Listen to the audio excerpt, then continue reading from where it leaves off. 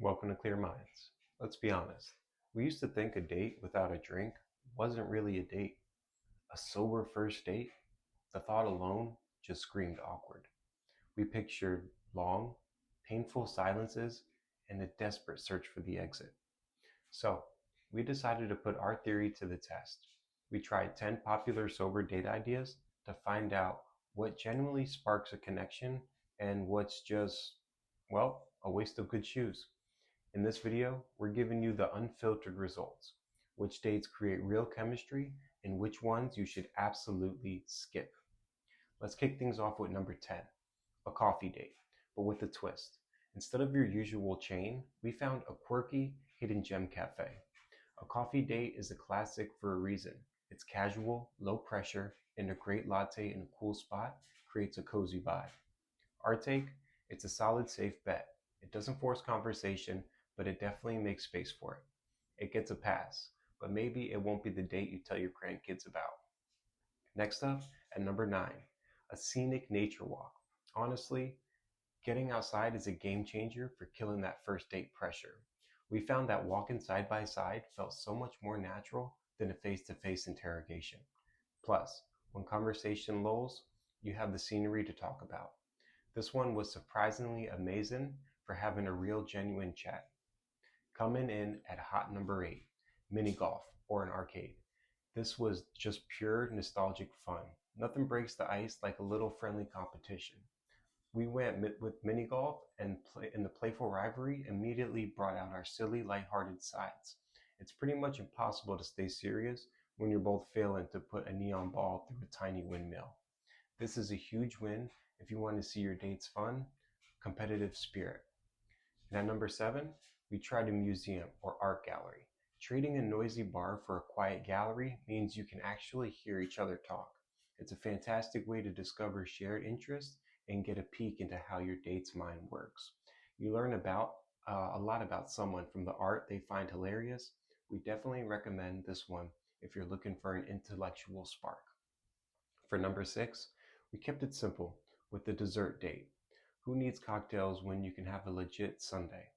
We hit up a local ice cream parlor and went all out. It's sweet, simple, and who doesn't love dessert? It's a low effort, high reward date that feels super easy and comfortable, which is perfect for a first meeting. Okay, we're halfway through the list, and I'm not gonna lie, we've been shocked. We went into this expecting a disaster of awkward moments, but it's been the complete opposite.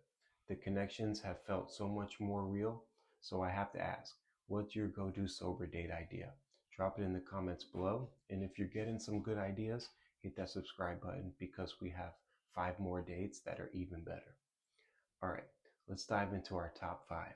Landing at number 5, a board game cafe or an escape room. We opted for an escape room, and wow, what a way to see how you work together. You're forced to communicate and solve puzzles under a ticking clock. It's a crash course in collaboration, and we walked out of there feeling like a total team. You have to try this. Number 4 was a cooking class. This is the ultimate teamwork date. You're learning a new skill together, which naturally takes talking and cooperating. Plus, it ends with a delicious meal that you both can take credit for. The whole experience of creating something together felt incredibly bonding. This was easily one of our favorites.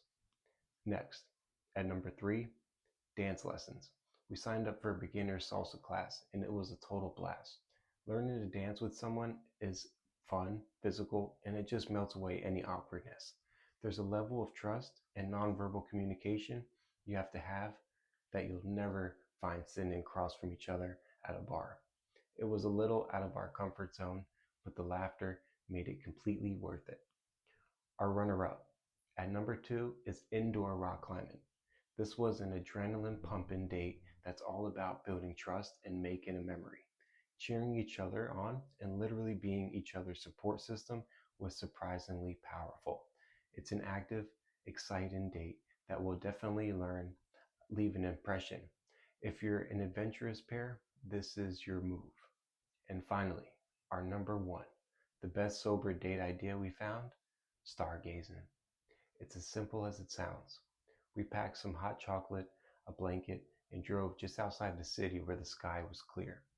It is ridiculously romantic and awe-inspiring. It creates this quiet, intimate space that's perfect for deep conversation. Just pointing out constellations and sitting in peaceful silence together felt more connected than any fancy cocktail ever could. So, what's the final verdict?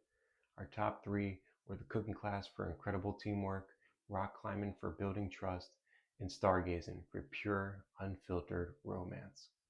We went into this whole experiment convinced that sober dating was a downgrade, but we couldn't have been more wrong. It pushes you to be more creative and more present, and that leads to connections that feel way more genuine. It's not about what you're giving up, it's all about the authenticity you gain. If you like this, let us know which idea you're going to steal in the comments. Be sure to check out our next video right over here, and don't forget to subscribe so you don't miss what we get up to next. Thanks for watching.